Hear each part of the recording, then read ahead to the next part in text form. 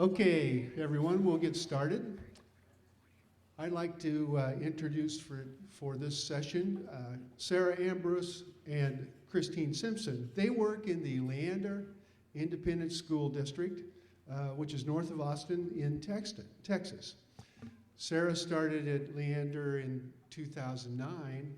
She's a high school special education teacher and continuous improvement facilitator for the district. Christine has been with Leander since 2000. I guess that makes you the more senior of the team. Yes, but I try not to look it. She's taught middle school and high school English, served as an assistant principal at Leander High School, and is currently the principal of Leander Middle School. They're going to tell you a lot about the work they've done with David Langford. It's an incredible story, over 25 years worth of time in the system, developing the system. This is going to be a fantastic presentation, and 30 minutes will not be long enough. So I'll turn it over to Sarah and Christine.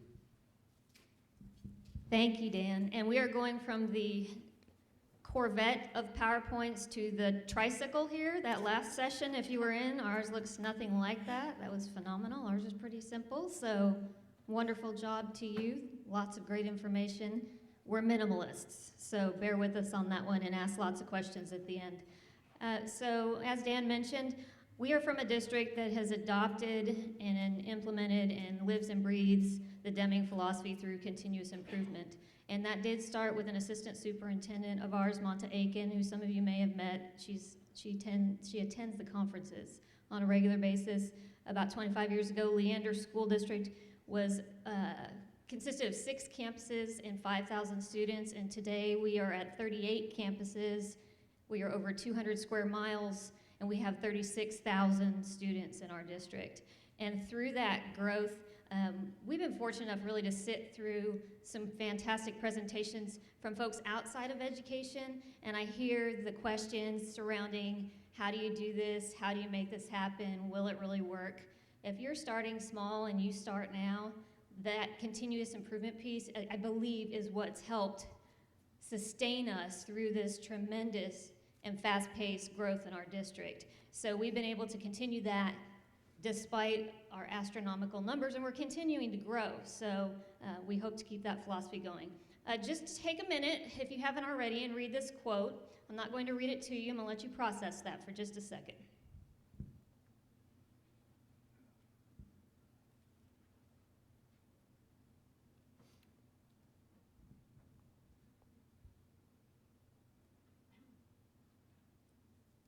Okay, I'm going to throw this out there. You can kind of digest for a minute.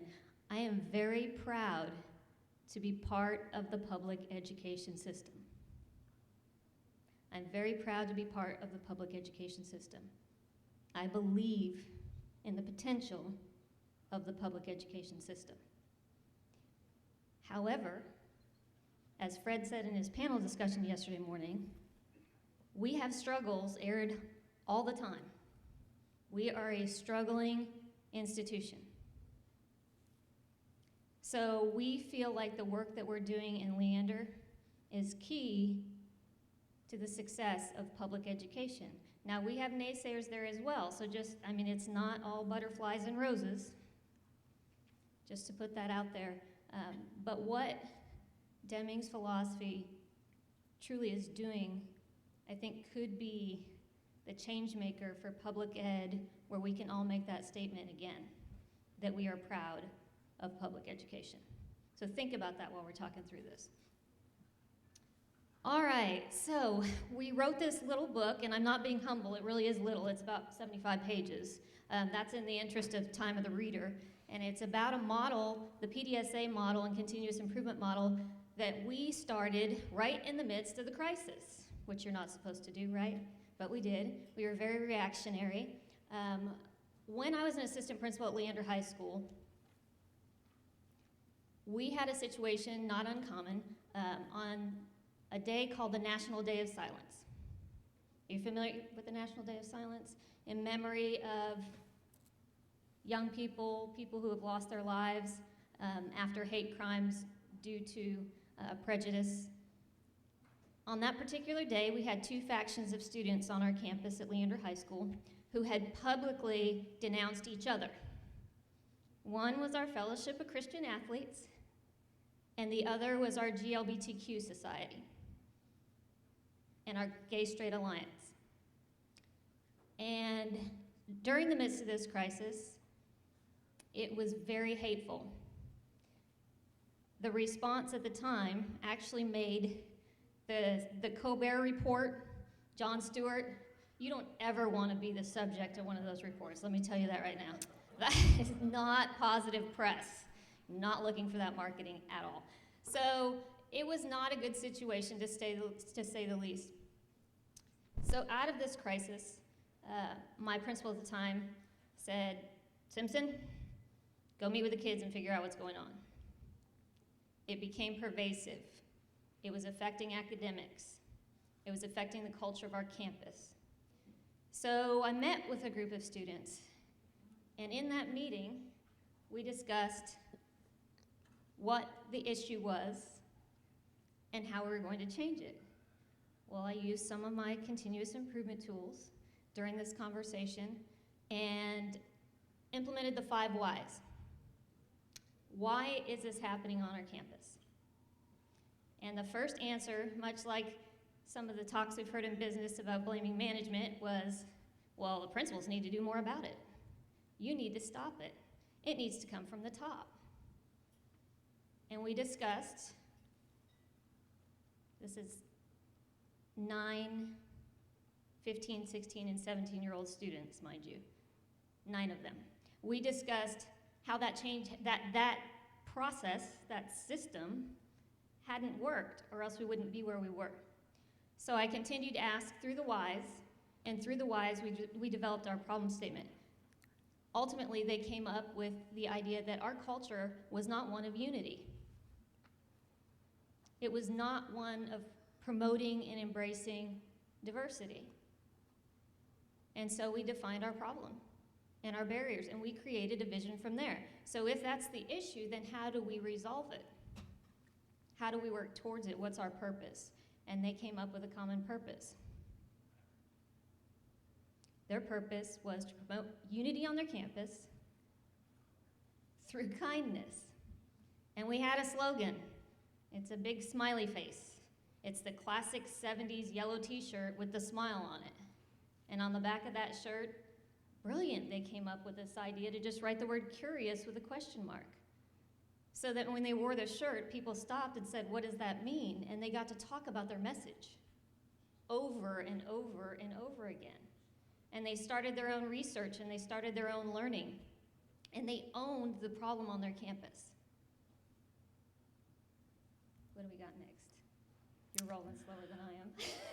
So now I know we've been talking about different ways that people learn, and hopefully some of you are like Christine and you learn through talking.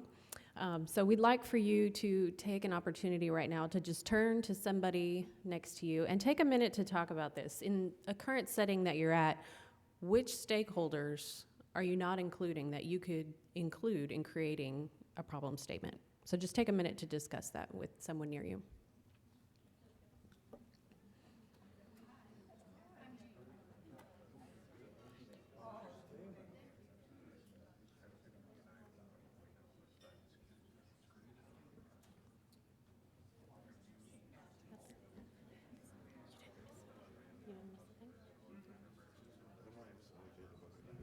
Oh, thank you.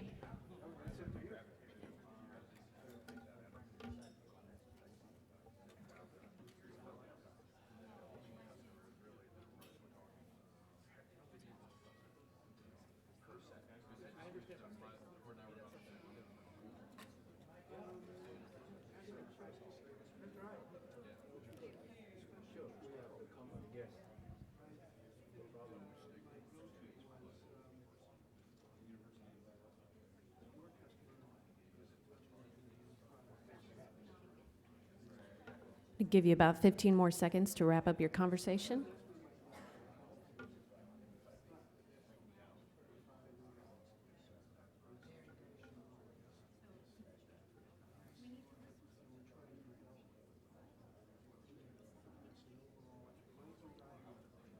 Okay, if you'll come back now. I'd like for you to take a look at this quote, which is from Riding Shotgun. School culture is ultimately controlled by students, no matter how much influence adults may have, or in many cases think they have. That's part of our premise of the whole book and of our philosophy and what we believe, is that our students really have ultimate control. They own the problem. I'd like for you to think about now, when was the last time in the media you heard or saw a positive news story about public education, particularly in terms of school culture? I don't know about you, but I can't think of one very recently.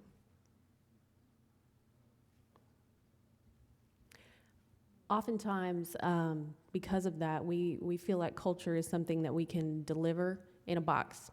A lot of times in education, we get these packages and programs that come to us, someone trying to sell us something, this very simplistic, here, if you do this, put up these posters on your campus, do this, it's gonna improve everything, you're gonna have a new school culture, it'll be transformed, instead of it coming from our stakeholders and our students.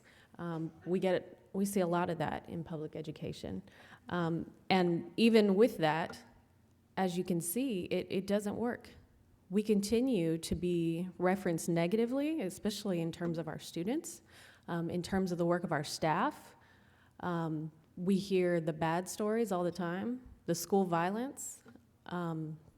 We hear about the culture being completely controlled by outside influences, and we don't hear a lot about the great work that our amazing students are doing. And I think this is a quote from one of our students, a senior, amazing kid, and this quote really sums it up, I feel like, for us. Would you ask a dentist to fix your car? Who would know best how to fix the problem than someone who's going through it? And this is from a kid who hasn't studied Deming philosophy, but has been brought up in that system in Leander ISD of continuous improvement. And he's experienced the tools, and through that, he was able to come to this conclusion himself. Okay, so the data, the proof is in the numbers, right? So we start with 9 students. We have this conversation. This was May of 2010, this conversation that I had with the 9 students started. From that, with the unity, came up the word that nobody wanted to hear in school at the time, and that was that we had lots of bullying going on. So the B word came up. Instead of hiding from the B word, we embraced the B word. Okay, let's define it. What is it? What does it look like? What does it sound like? What does it feel like? And how do we stop it from happening? And so that was, again, that culture flip. They chose to take their problem statement of unity and kindness and transform their culture through positive acts. It's only a little bit that you need to get started. And I've heard this the past couple days, and I just want to re-emphasize that. Start somewhere. Start somewhere with continuous improvement. Start somewhere. Our co-educators from West Virginia gave us a great presentation yesterday. They're starting somewhere. It's okay if you don't have everybody on board. Your acts and your progress will take on a life of its own. And then you will gain supporters through that. And you will transform your school. It'll happen. So 2010, clubs started. It was called the Coalition of Clubs because the 9 members came from different clubs and organizations. Instead of just the 2 involved, pulled in 9 to make sure that it was a common cause, not one all on its own. So pulled them all together. They talked about what they wanted to do next, started this club where they did research on how do we stop bullying through promoting positive. Then they started talking to other students, and we created a forum for students to come together and talk about their PDSAs. So the students within the club took an interest in how they were going to represent the club, how they were going to market if they were interested in marketing, how they were going to communicate with other schools if they wanted to be that link, how they were going to video the events, or photograph the events, and they took it from their strengths, and we'll get to that in a little bit. We have now grown. The first forum, we had 70 students show up. They spent the day collaborating, putting together strategies, co-owning their problem statement, and then taking that information back to their individual campuses to promote. 5 schools, 70 students. This last forum in the fall of 2014, we had 22 schools and 780 students. That is all through the work of the 9 students that started. And it's massive. And the culture has definitely changed. And that silly little yellow smiley face that when I started small, I had people say, "Oh, how cute. Look at that. That's special." They've had an incredible impact on their own schools, on our district, and now it's going out into neighboring districts as well. And at every event, they're using the tools. I want to keep going back to that because it's so powerful. So it's a K through 12 club. Oh, how cute. That's great for high school students. They can plan events, they can coordinate, they can be photographers, but not 5-year-olds. Yeah, 5-year-olds. 5-year-olds through 18-year-olds participate in this club.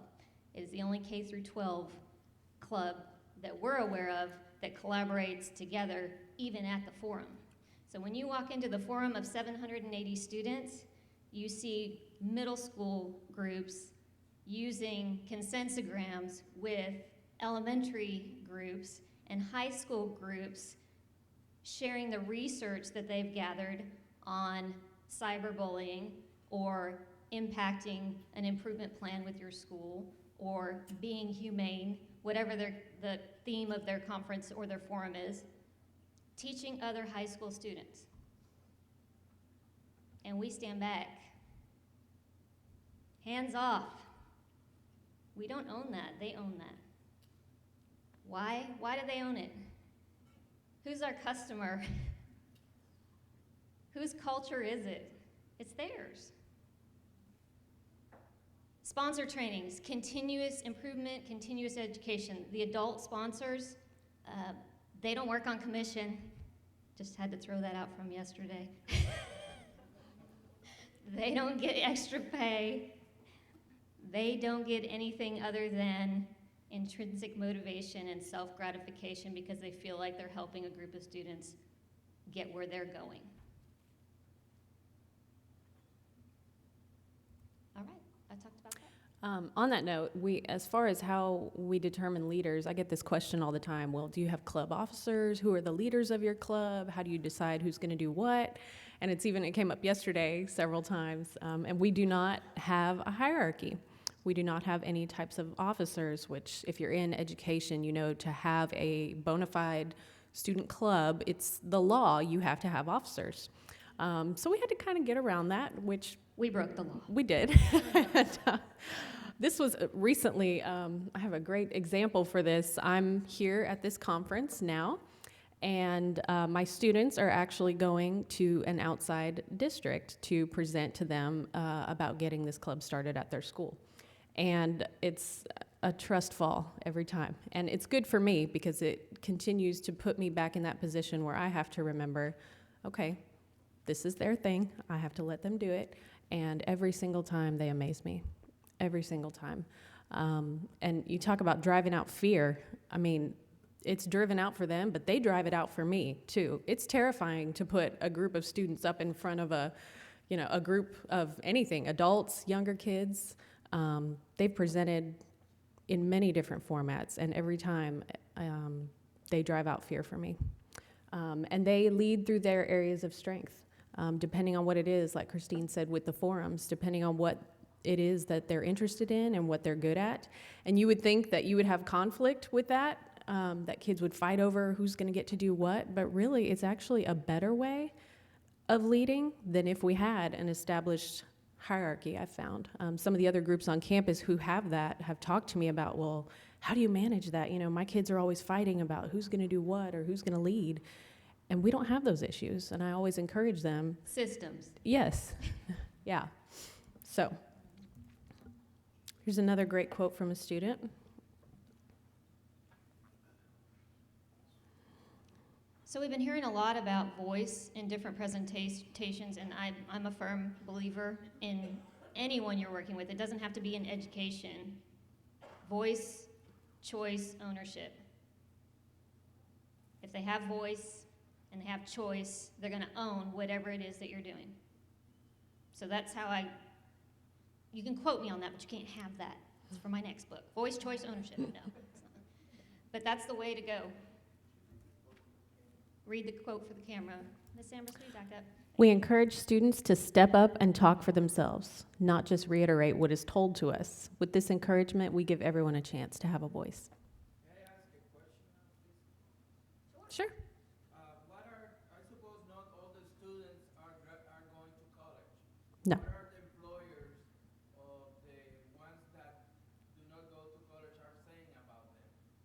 We have a lot of community support, and we work with our community, our business community, because really, again, not only are our students our customers, but where else do you have humans as your product? I mean, I hate to put it so dryly, but it's true. So we know as public educators, as educators in any institution, not just public education, that our responsibility to teach and educate is to further society in the long run. I mean, that's the great lofty goal of what we do. We don't often talk about. So the employability skills, not just college, but employability skills that our community folks are seeing, they're completely impressed by this. They actually contribute sometimes in a monetary way to helping with these forums, because you have leadership emerging. You have, they're doing, again, the skills that they're using, technology. We're going to talk about one of our videographers in just a minute. The empowerment, the ownership, the leading others. There's a mentoring piece to this, a peer-to-peer mentoring piece to this as well. I can go on and on. I can make a long list of reasons. Hire more and pay more. Well, they're going to some great schools right now, but they haven't gotten to that point because we started in 2010, so we haven't seen. Actually, we do have We have a couple examples, a actually. couple I think examples. we're Now that gonna- I think about it, to- yes. yeah. One young lady that actually was recruited as far away as Alaska for her culinary abilities, she wouldn't say peep into a microphone when we got a hold of her, and before we knew it, she was researching and presenting along with everyone else, but that's starting with her comfort zone. So yes, and then as far as who to employ, we'll give you some names out of this book of kids that are right now at Rice University and BYU. If I were going to hire somebody, I'd be after those folks in a heartbeat. All right, peer support. Let me go with that, since I just mentioned it. So there is a natural mentorship that goes along with it, the students mentoring the students. Actually, that's the young lady in the yellow shirt right there that went to Alaska. So they do help each other out in situations. They start with their comfort level, and then they bring along a buddy. One example was a student who was very comfortable with the microphone, another who was not at all, and they emceed one of the larger forums together, because the one who was comfortable said, come on up, we'll do this together. And after that, after a few times together, the student who was not comfortable started flying on his own and presenting on his own.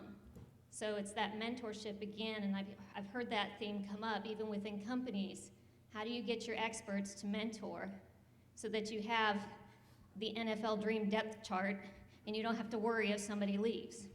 My husband was a coach, I had to go there. Okay. Also, using feedback loops, this is something that we consistently do within the group. There's one example where we got some feedback from a survey, because the kids are always wanting to know, what are other people thinking about this? How can we improve? How can we better ourselves? And when we initially got the feedback, she and I kind of thought, this is kind of negative. There were some things in there that we really were uncomfortable with, and the kids didn't see it that way. They just took it and said, okay, this is an area for improvement. Let's brainstorm this. How can we do this? What tool can we use to figure out how we can address this feedback? They take it very seriously. They worked it into their PDSA as And- part of their study piece. Yes, and it's very important to them. I'll get you in just a minute. I'm getting a 3-minute time wave over here, and I promise you, if not publicly, I'll come back and answer your question personally. All right, areas of strength. We've already talked about this a little bit. As educators, many of us work to be masters of equality. We desperately try to make every child feel included, to make every child feel special. Of course, these are noble goals, but in our model, every child really is a leader in one form or another. A lot of the opportunities to lead, you have the same kids that come in and come up over and over and over again. When we got rid of the hierarchy and allowed for that natural leadership to emerge, we saw incredible gains for students who wouldn't have gone that direction before. Okay. All right, we're going to let you talk about this in a few minutes on your own because we have 2 minutes left for questions. Yep. So. And this is just a last quote from a student, and then we'll allow you to ask questions. It is said that the youth of today are our future leaders. Although accurate, I found that the youth of today are the leaders of today and have the potential to change our present world. Questions? Yes, sir. I'm from Canada, so I'm looking at it from an outsider's point of view. And what I hear you talking about is the emotional support that students give to one another, mainly. But I was reading an article in the New York Times or the Washington Post, I don't remember which says that the difference in funding for school districts in the United States varies tremendously. Wealthy districts get much better funding than poorer districts. So, in spite of the emotional support that schools may get, our students may give to one another, the quality of their education is not going to improve very much unless something can be done about adjusting that funding. Thank you for saying that because I'm the principal of a Title I school, which is I can't even say it. Economically disadvantaged is the category it goes under. I don't agree with the label. I think it's opportunity disadvantage, not necessarily that the economics is the biggest factor. But we do lack that. My building is one of the oldest buildings. My kids are some of the proudest about their school, and it's the same with the high school where Sarah is. So we are not in that area. Ironically, our district is financially divided when it comes to that. So we have a very wealthy side of the district with 200 square miles. It's kind of an easy way to do that. And then we have part of the district that's not at all. So working within that, yes, there's the economic side of it, but one of the stories that we didn't get to tell, just quickly, I promise, is that we did have 2 students. One student who his family income was $8,000 a year, and another student who took him under his wing as a videographer helper. This is this freshman in 4 years over the course of the club. They get to pair up with our district video person who's skilled at that, learned about that. The student who took him on also started tutoring him in math and reading, and they were both accepted together at the University of Texas because of their academics. So yes, the connection initially is social emotional. I agree with you 100%, but the confidence and the opportunity that it presents, I think makes that real part of why school is important come alive for some students instead of just saying you need to go to school because this is what you have to do. I don't know if that answered your question, but I'd be happy to talk to you more about it later. We have to wrap up. Thank you all. Thank you very much.